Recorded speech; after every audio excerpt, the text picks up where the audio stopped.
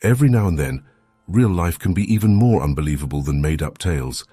Today I'm excited to reveal 3 stories that prove just how astonishing reality can be.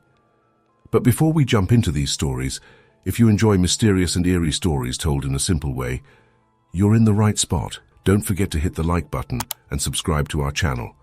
Make sure to turn on notifications so you never miss any of our weekly uploads. Alright, let's dive into today's stories and discover the captivating truths they hold.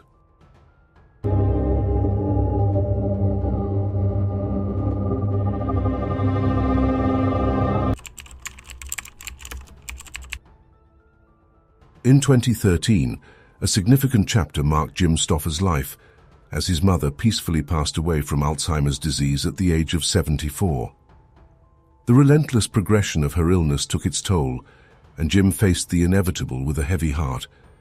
Confronted with a unique twist, her doctors informed Jim that her ailment had taken an unprecedented turn, a mutation that puzzled even their seasoned expertise.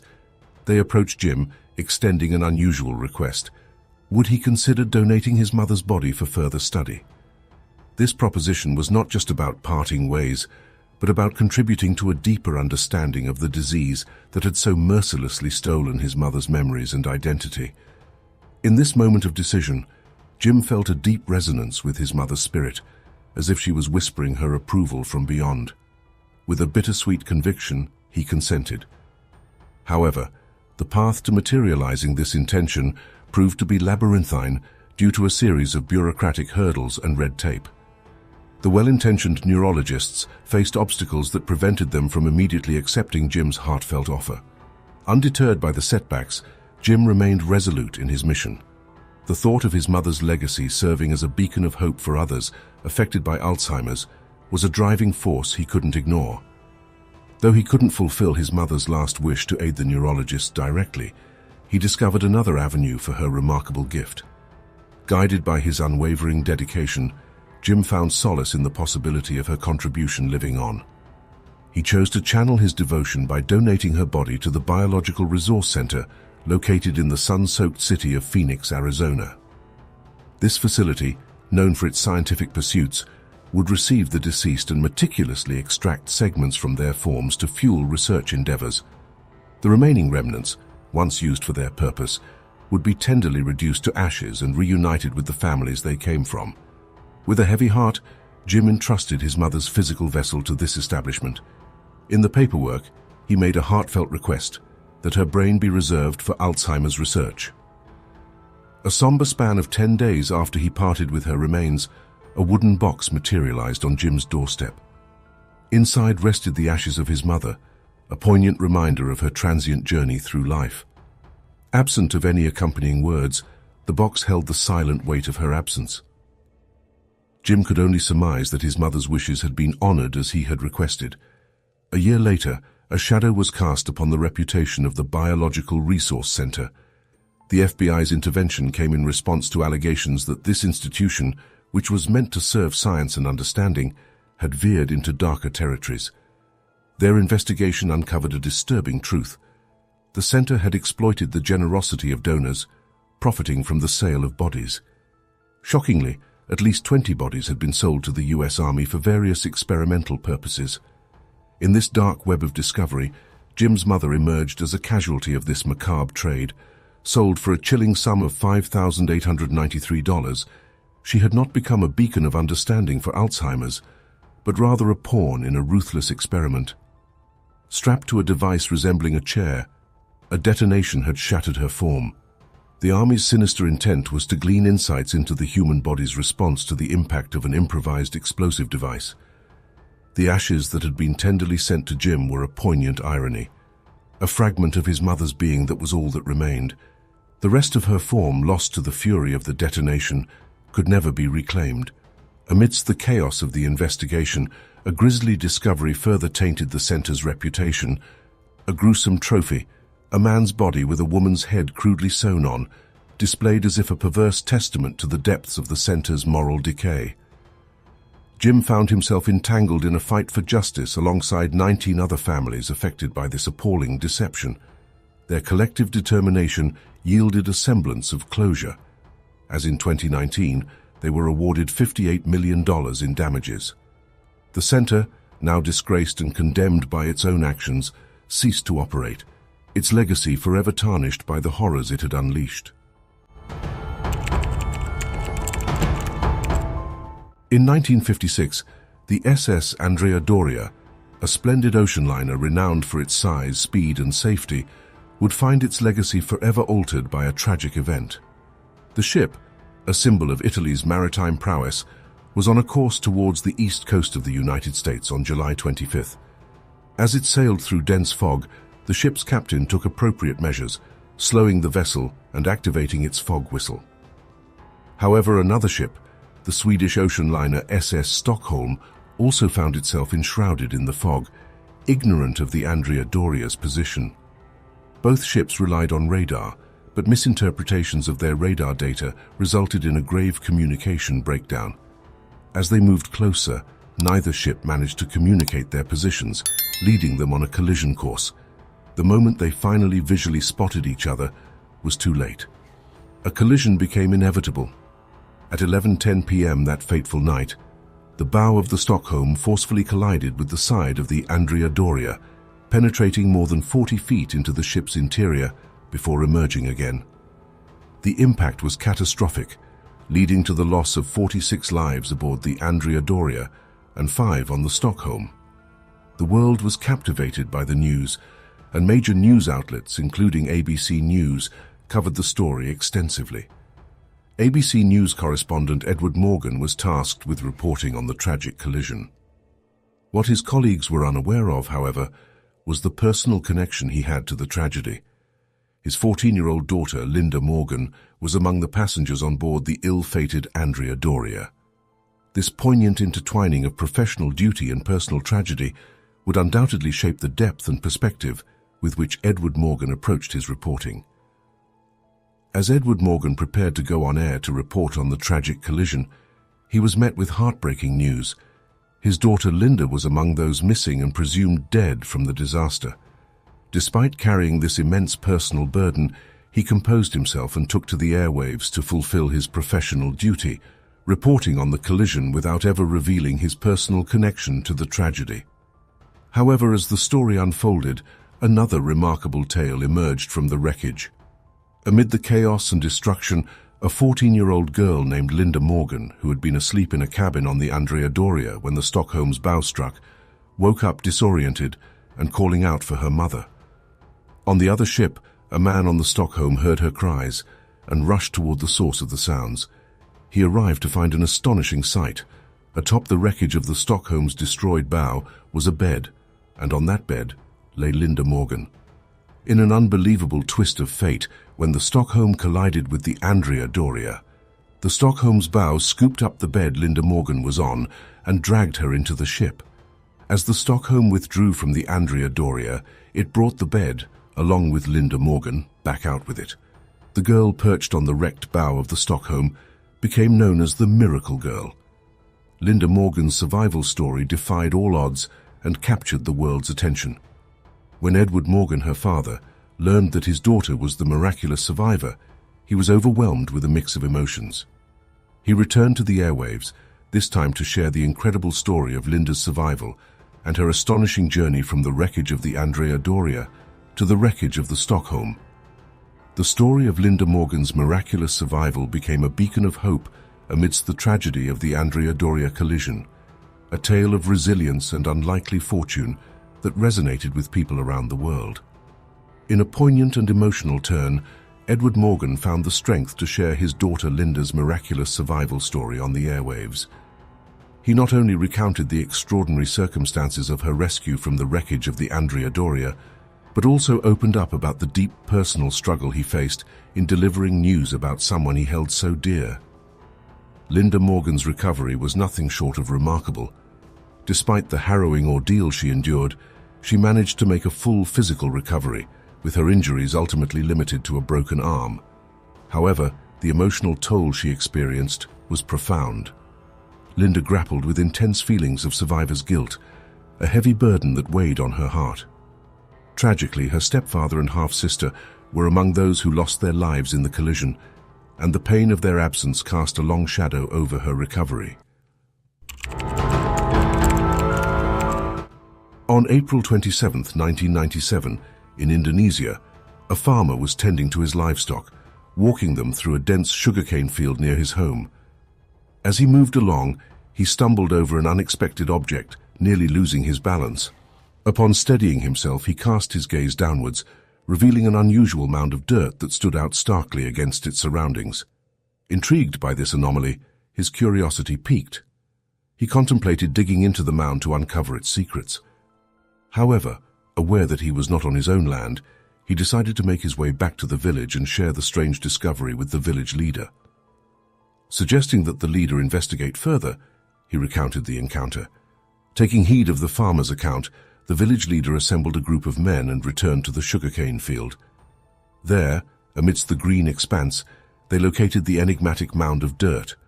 Prompted by a mix of trepidation and curiosity, one of the men cautiously probed the mound with a stick. To their astonishment, the stick penetrated the mound with ease, revealing its soft and yielding composition. As the stick was extracted from the mound, a noxious odor pervaded the air, assaulting their senses with its foulness. A palpable sense of unease settled over the group. Uncertain of what lay beneath the mound and feeling a sense of duty, they departed from the field and conveyed the situation to the local authorities. Responding promptly, the authorities instructed the men to return to the site and undertake the task of uncovering whatever lay hidden within the mound. Armed with shovels and determination, the village leader and his companions returned to the sugarcane field. Delving into the mound's depths, their shovels encountered resistance, indicating the presence of something softer within. With methodical care, they excavated further, revealing the mysterious contents concealed beneath layers of earth. Each shovelful of dirt brought them closer to the heart of the mound, unraveling the enigma that had captured their attention. As they continued to excavate, their efforts revealed a woman's countenance gazing back at them. Her face was exposed, her gaze fixed upon them. It was evident that she had been buried up to her neck, with dirt carelessly thrown over her head, sealing her in a macabre imprisonment. Soon after, the authorities arrived at the scene and took over the investigation. The woman's identity was established. She was Dewey, a 21-year-old local resident. Gathering information from the village, the police pieced together Dewey's last known movements. She had been seen for the final time 3 days prior, when she left her home to run an errand. Beyond that point, her whereabouts remained a mystery. In an unexpected twist, a pivotal lead emerged from an unlikely source. A 15-year-old rickshaw driver approached the police with crucial details. He recounted an encounter with Dewey on the evening of April 24th, the same day she was last seen by others. Dewey had engaged his services, boarding his rickshaw and requesting a ride. However, she declined to divulge her precise destination, instead instructing him to head in a particular direction without specifying the ultimate location. Intrigued by her cryptic instructions, the driver engaged Dewey in conversation, expressing his curiosity about their destination. He pressed for more information, given the unusual circumstances of the journey. Dewey's initial reluctance eventually gave way, and she disclosed her intention to visit a shaman. A shaman, known for their mystical abilities, was sought after for their healing powers and connections to the supernatural. The driver found Dewey's request for a nighttime journey to see a shaman peculiar, especially given the air of secrecy surrounding the endeavor. However, the gravity of the situation only truly struck the rickshaw driver after learning of Dewey's tragic demise. This news cast a haunting shadow over his recollections of that mysterious night. Subsequently, the police turned their attention to the shaman, Ahmad Siraji, a 45-year-old individual. When confronted by the authorities regarding his potential involvement with Dewey on the night of April 24th, Siraji initially denied any connection and professed ignorance about her fate. However, as the police conducted a search of his residence, Dewey's belongings were discovered within, unraveling his falsehoods. Faced with the evidence, Siraji, with an almost unsettling nonchalance, confessed to not only being responsible for Dewey's demise, but also revealed a horrifying revelation. He admitted to a chilling pattern of behavior, acknowledging that he had systematically killed numerous women in the same manner and had buried their bodies in the sugarcane field. Prompted by Siraji's chilling admission, the police commenced a thorough search of the field. Their efforts unearthed multiple mounds of dirt scattered across the landscape, each concealing the ghastly sight of women buried up to their necks. The extent of the atrocities became starkly evident.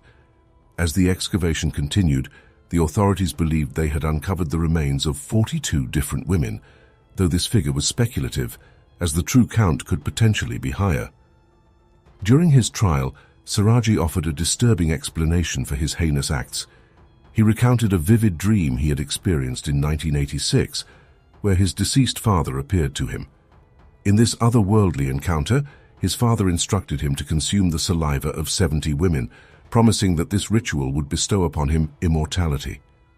Far from dismissing the dream as mere fantasy, Siraji interpreted it as an authentic interaction with the spirit of his deceased father, thus setting the stage for his gruesome actions. Determined to heed his father's cryptic directive, Siraji resolved to carry out the task. Yet he was left to his own devices in devising a method to extract the coveted saliva from the 70 women.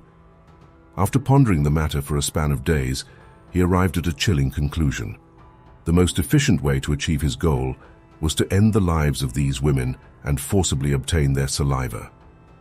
To initiate his malevolent scheme, Siraji began weaving a web of deception within his village.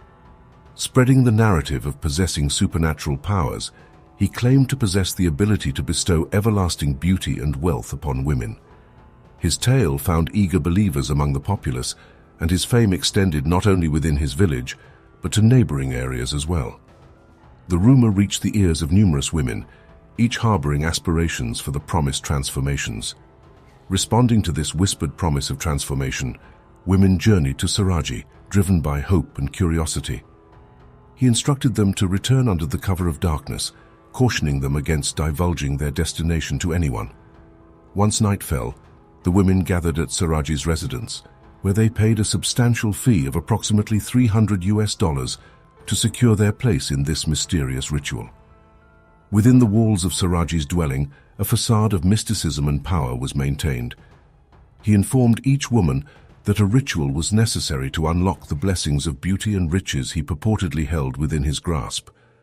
Following his lead, the women ventured out of his home, navigating through a cemetery before arriving at the sugarcane field. Under Siraji's watchful gaze, they walked on, with anticipation and perhaps a hint of trepidation. After a measured distance, Siraji signaled for a halt. Handing each woman a shovel, he instructed them to dig a hole in the earth, assuring them that this was an integral aspect of the ritual. With his presence as reassurance, the women began to dig, the soil gradually forming a cavity in the ground. Siraji observed as the hole deepened, his words of encouragement dispelling any apprehension the women may have felt. Once the excavation reached a depth approximately equivalent to waist height, Siraji directed the women to enter the pit. Their hands were to rest by their sides, and he went to lengths to assure them of their safety, striving to pacify any lingering unease they might have harbored. Once a woman was ensnared in the hole, her hands at her sides, Siraji proceeded to bury her alive. Utilizing the shovel, he methodically returned the displaced soil to the hole, ensuring that each shovelful increased the woman's entrapment. With the woman immobilized and hidden from view, Siraji's true malevolent intentions emerged. Unveiling a cable, Siraji would encircle the woman's neck, tightening his grip with a chilling determination. The life force slowly ebbed away from his victim as he mercilessly strangled her, extinguishing her existence. After death claimed the woman, Siraji would extract her lifeless body from the hole, gruesomely harvesting their saliva as a perverse tribute to his father's imagined command. Following this gruesome act, Siraji's ritual took another horrifying turn. He would deepen the hole slightly, then place the lifeless body back within, arranging it so that only the head emerged from the ground. Facing his house, the deceased women would stand as a haunting visual reminder of his malevolent deeds. Siraji believed that this perpetual gaze imbued him with more power. In Dewey's case, she arrived at Siraji's residence, consumed by trepidation about the impending ritual. Recognizing her fear, Siraji took an unexpected step. He confided in his wife, revealing his murderous intentions, and requested her assistance in calming Dewey's fears. Oblivious to her husband's true nature, Siraji's wife complied without hesitation. Re-entering the room, she assured Dewey that the ritual was safe, that others had undergone it without harm. Furthermore, she volunteered to accompany Dewey during the ritual, a false display of solidarity. Reassured by Siraji's wife and feeling a sense of support, Dewey agreed to proceed with the ritual. With the trio enacting this chilling charade, they ventured to the cemetery and out into the field, where unspeakable horrors awaited. Only 2 individuals returned from Siraji's ritualistic horrors. In 2008, Siraji met his end through execution by firing squad, while his wife faced a life sentence in prison. Hey friends, if you found today's stories interesting, please subscribe to our channel and enable notifications, ensuring you never miss our weekly uploads. Your support is invaluable as we bring you new stories every week. Until next time.